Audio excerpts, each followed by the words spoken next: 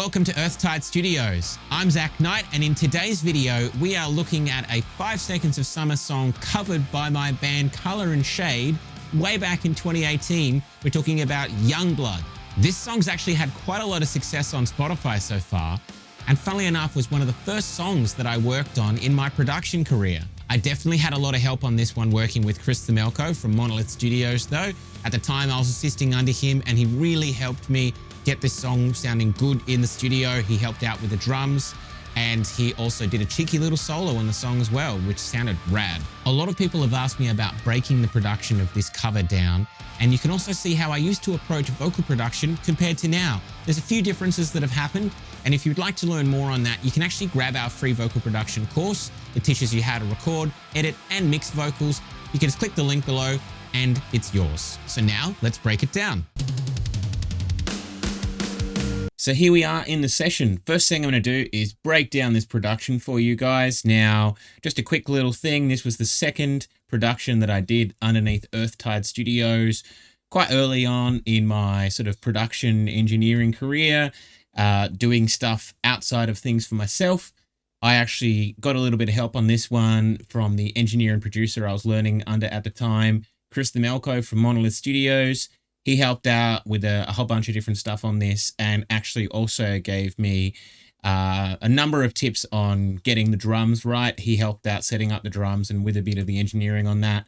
And also he did a cheeky little solo on this one. If anyone's heard this version of the cover, he actually wrote and played that solo on there. First thing I'm going to do is break down this production. Now, the thing that you'll notice the first time you listen to this song is it's actually in 4/4.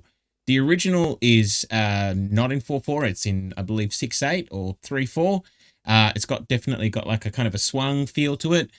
We wanted to change up the cover quite a lot, and the easiest way we could think of doing it was just to totally change the feel of it by literally just changing it to that. Definitely made it a lot more rock, a lot more punk, and worked a bit better with the way that the band does stuff. The other thing that we really wanted to do was we wanted to do a lot of dramatic changes between sections. So I'll break down the different sections in the song, but as you'll note, no one section except for the first and second chorus are the same.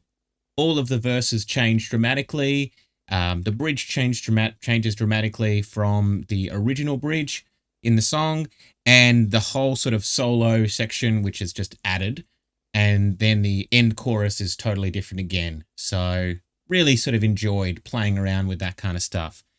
So yeah, basically this is going to be a bit of a dissection of that production. And let's have a look at it now, starting off with the first verse.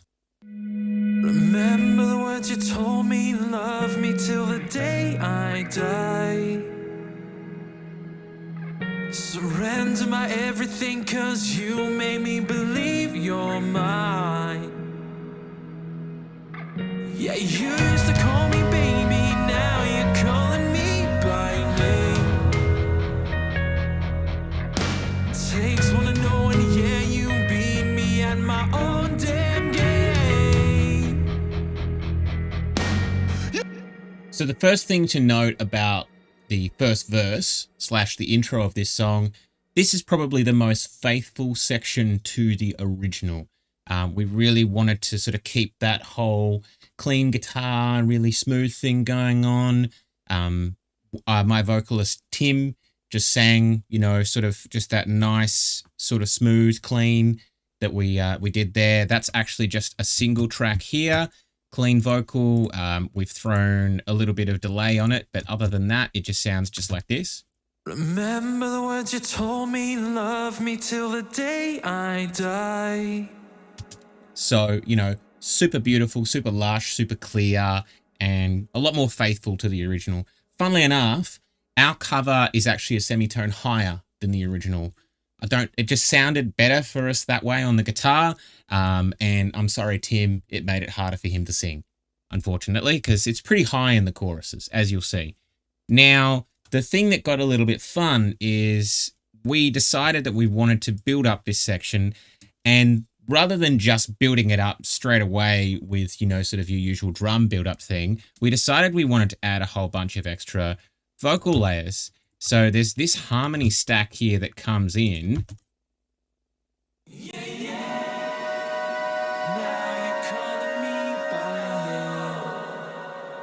It's pretty full on. I mean, it's basically really, really nice and harmonic. I think we've just got the two different harmonies running here, and we've just got it running into a plate reverb. I'm just using the large plate on the IRL full stereo from Waves, and it's also running into the first iteration that I did of my atmospheric reverb that I love to use on productions all the time. This one I did was just the stock Cubase reverb. I just used the long snare reverb, pushed it up to 15 seconds, which is probably too much. I would adjust that now, and filtered out some of the low and the high end, and just sent the vocals to that one pre-fader and turned it right down so it sounded really, really washed out.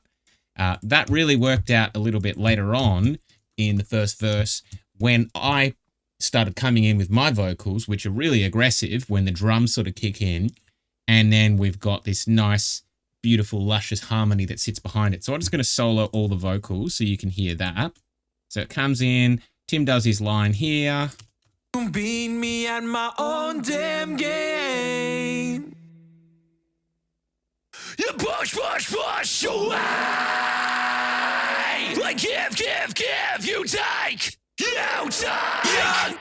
So yeah, basically behind this scream vocal here, it's full on. I've got a left and right, that's 2 takes, an additional solo one, mono down the center, and then my main one down the center, which has just got a little bit of delay and plate reverb, and well, it's got 2 different delays on it actually. We went with a H delay on a quarter note, and the other one is this whole cheeky stereo delay idea that I learned from Jordan Valoriat to use instead of reverb, where you use a 40 millisecond delay difference in a stereo one, and yeah, it sort of makes it sound a bit like a reverb. Anyway, so that's basically what we've got going on with the vocal production and the start of the song. And of course, the other thing that is really super awesome is that the drums start to kick in nice and powerful halfway through. Yeah, you used to call me baby, now you're calling me by name. Takes one. And then it basically builds from there. And I made sure that this particular snare, the first snare that kicks in, has a lot of reverb on it. I mean, I'm sending to a plate reverb here with the snare top, the snare bottom. I'm using a snare sample, and also, 2 snare samples. This is a powerful one, and this is just more of one with a bit of crack. I'll play you what they sound like. So this is the powerful one. That's actually a flam, by the way. That's he's hit it twice. And then this one here is just more crack. And combining all 4 of them, I should say, with the reverb, it's a lot. I mean, there's also the rooms as well. So the drums, I was pretty stoked with that. Chris definitely helped a lot with me getting these drums sounding really awesome. And we recorded this at Echidna Studios, which I've recorded a lot of drums there now. Okay, so we're in chorus 1, which is basically the same as chorus 2. And the main thing I wanted to do here is we really wanted to just make sure that this chorus felt like it was up, it was cool, it was poppy, and it had a little bit of heaviness going on. And the reason that it sort of feels a bit heavy, besides the fact that, you've got powerful drums, distorted guitars, and awesome bass playing, is there's a bit of aggressive vocals going on there, which I did, that sort of kick in with the chorus and come in on scattered lines. And other than that, we've also got a couple of little sections where the music comes down and has like a real sort of heavy chuggy section with a bunch of double kicks. I'll show you how the chorus kicks in. Like give, you take. Youngblood. Say you want me, out of your life. And I'm just a dead man walking tonight. But you need it, yeah, you need it, all of the time.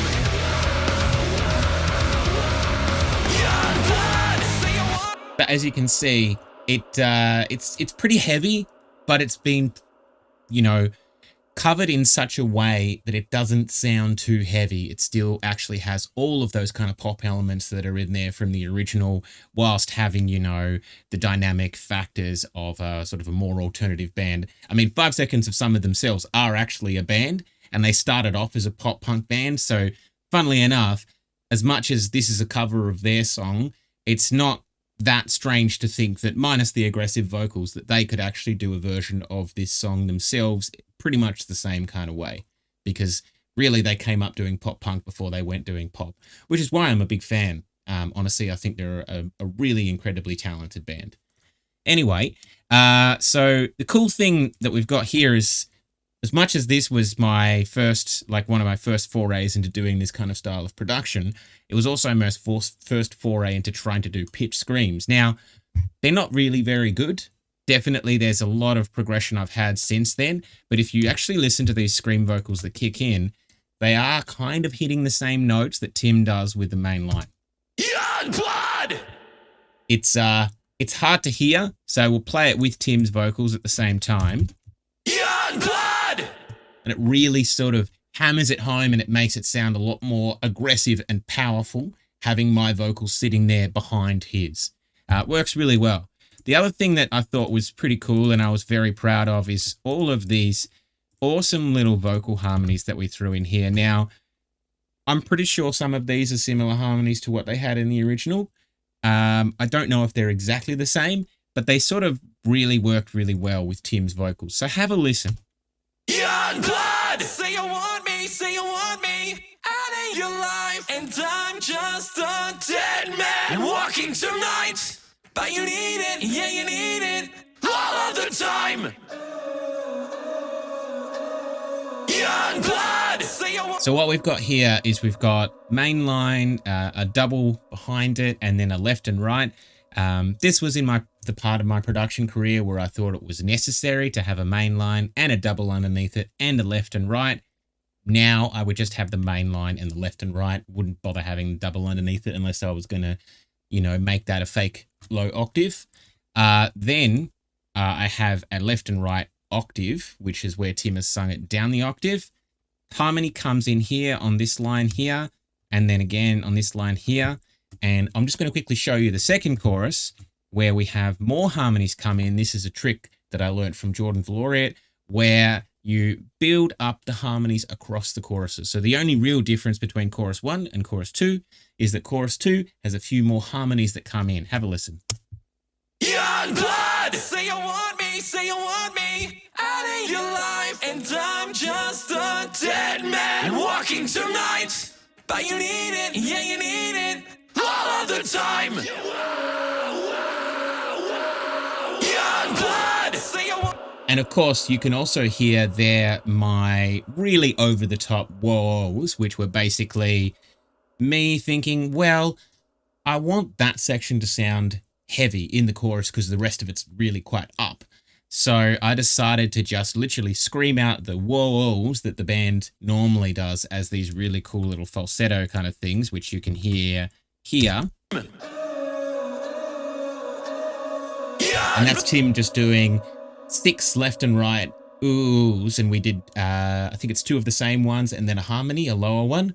And I decided I wanted to scream over the top of that, and it sounded pretty full on. The only other thing that changes with the vocals for the chorus is the final chorus, where we actually have the third harmony, which is that one that you saw come in on the first and second chorus. That's also third below the main line.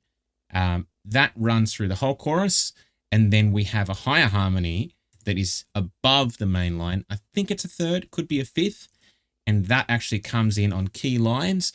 Very, very high in range for Tim. I really pushed him to be able to do this. Definitely when you are producing these kind of things for people, be mindful of that kind of stuff. In the future, I would definitely at least keep their song in the original key, down a semitone, just to make it less full on. He obviously can do it, and he did it great, and it sounds fantastic.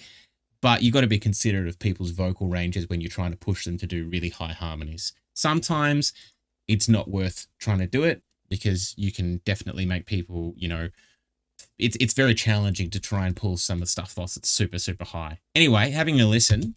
Youngblood, say you want me out of your life, and I'm just a dead man walking tonight.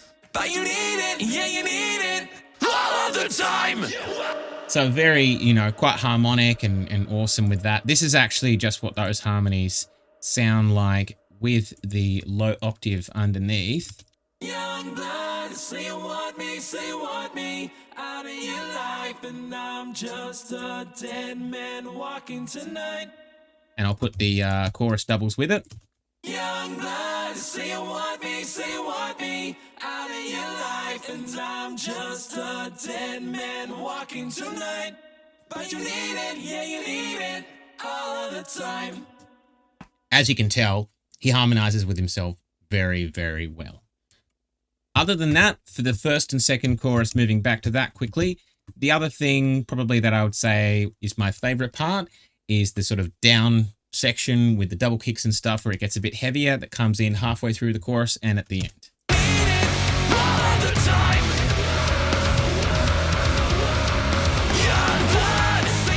And again at the end.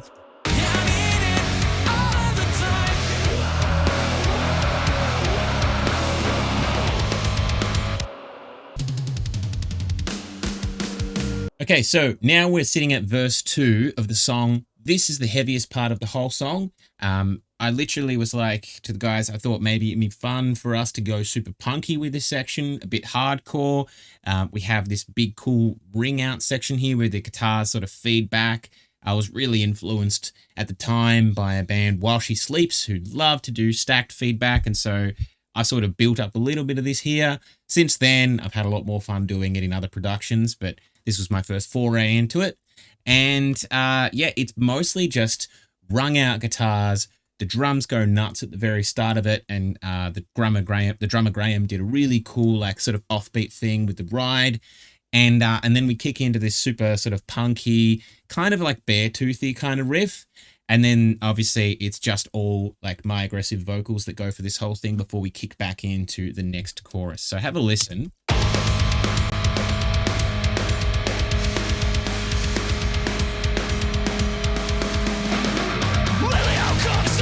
And like it's the last goodbye, then one of us gets too drunk and calls time. They ain't calling baby, no one could take my place. When you're looking at those strangers, I'm the god you see my face. Youngblood. So as you can see, it gets pretty heavy. It's quiet, you know, when it kicks into that sort of last section of the chorus, or the who you've been calling baby section. We figured it's like, well, in that particular case, the lyric is really like a lot more aggressive than the rest of what's been going on in that verse. So we figure maybe let's make that part super heavy and make it kind of like a breakdown. I mean, you just take away the vocals and have a listen to what it sounds like.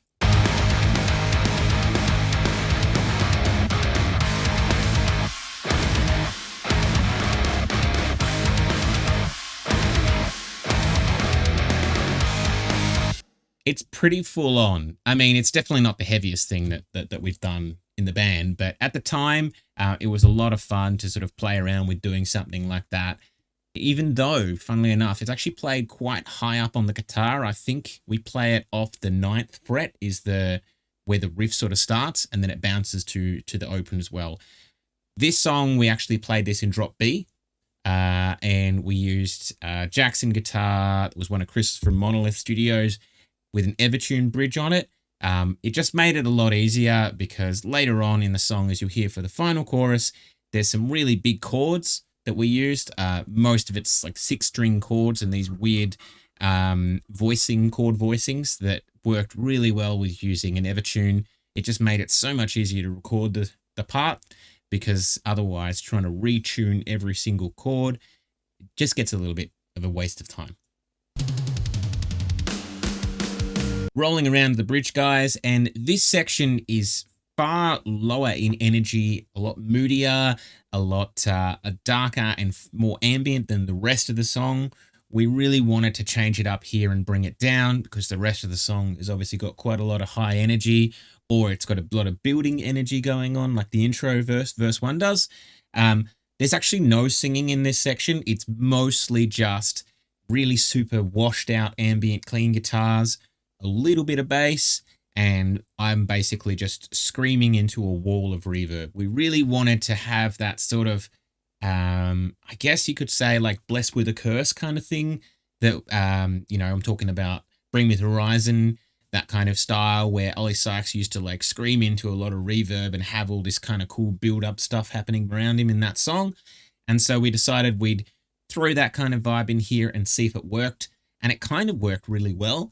And then it goes from there to a kind of a build up, a little bit of a short build up to a surprise section that we decided to come up with when we were playing around with the way the last chorus went.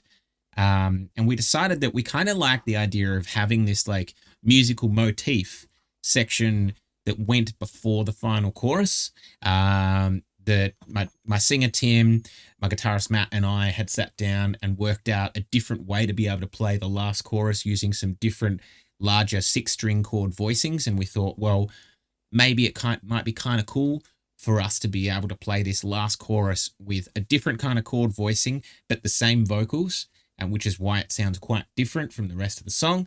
And so then from there we were like, oh, well, let's actually do a musical motif beforehand. And Chris suggested to us, he said, oh, well, if you guys are going to do that, why don't you have a really sick solo over that section? And then I was like, well, okay, we can do that. What about if I scream over like almost the whole solo, kind of like the way that Linkin Park used to always have those really, really long screams. Now I'm definitely not able to scream as long as Chester Bennington can, that's for sure. But I tried really hard. I mean, this was definitely quite early in me having a go at trying to do aggressive vocals. We had recorded an album before we did this, but other than that, I'd only been screaming for about sort of 18 months or so. So anyway, it was a lot of fun doing that kind of stuff. I'm going to play a little bit of the bridge first, and then I'll skip straight to the solo.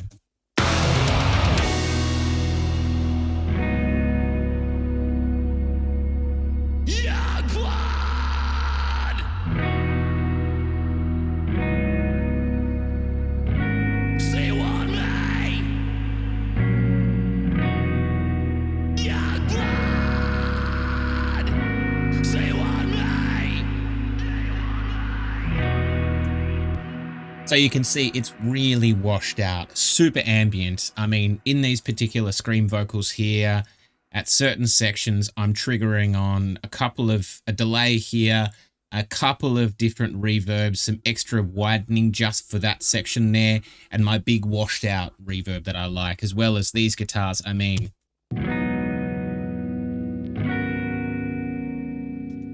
that's just some really beautiful chords, which are the chords for the end section of the song, just strummed through with a nice bunch of reverb on them, and sitting behind them is just this nice bass.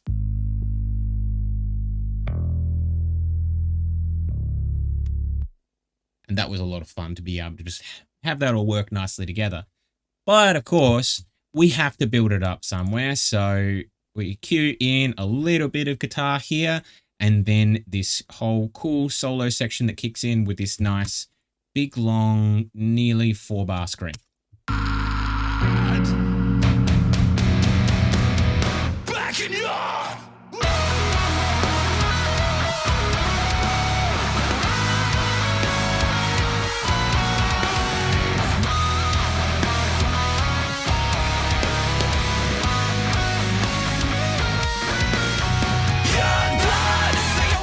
And that brings us to the final chorus. Jumping into the final chorus, guys, and you'll notice straight away it comes in with this really cool thing on the guitar. It does this really nice kind of harmonic thing, which works really well with the solo. I'll just play the guitars on their own, just the rhythms, before this secret little lead guitar comes in.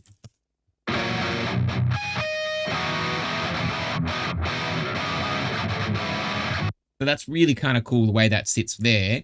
And then, of course, we've got this solo here.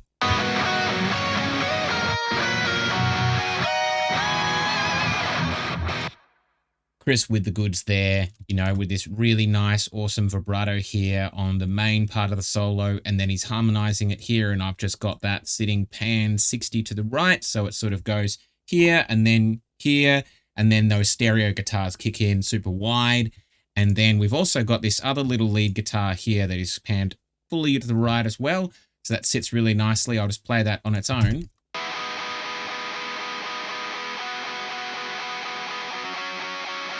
I'm really filtering out that guitar as well, so it's sitting out of the way of these really big and full guitars, and I'll play those with the bass and the drums as well.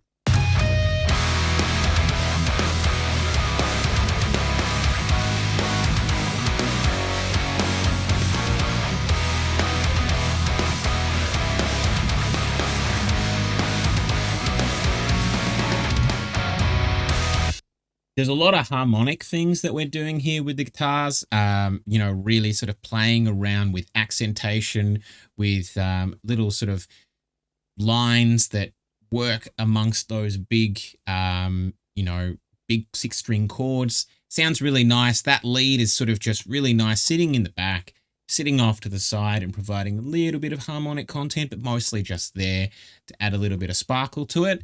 And otherwise, the drums and the rhythm guitar and the bass are really what's pushing this whole section through. And of course, at the end of the song, after we've had this nice sort of up chorus, which is, you know, quite different, but somewhat similar to the first and second one, then we go to this big halftime section chorus.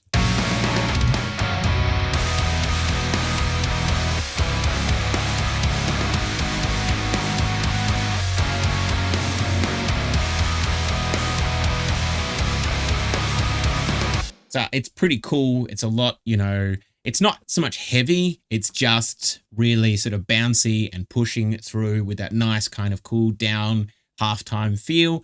And then the rest of the song actually finishes with the whole sort of classic, I guess you could say, like live rock kind of thing, where you've got, you know, the old 3 sort of hits and the band actually finishes. This isn't part of the original. We just decided we wanted to do it to give it that sort of live band flair kind of sound. I'll play it with vocals.